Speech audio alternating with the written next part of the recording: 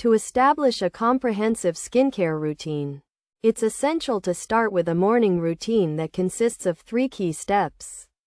The first step involves cleansing the skin to clear any buildup, which can be done using a facial cleanser or simply water. Preparing the face for the rest of the routine. Following cleansing, applying a moisturizer is the next step, although this is optional. Finally, protecting the skin with a sunscreen that has at least SPF 30 is crucial.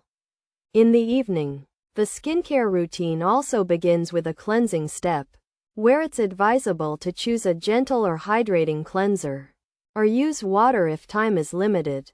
It's important to avoid cleansers containing SLS, alcohol, and isopropyl myristate, as these can irritate the skin.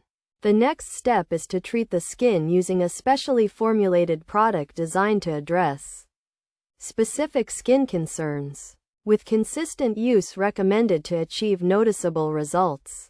The final step in the evening routine is to moisturize, ideally using a night cream that includes ingredients like hyaluronic acid, allantoin, and glycerin, while avoiding moisturizers with pore-clogging ingredients such as coconut oil and cocoa butter to prevent breakouts. By following these steps, you can establish an effective skincare routine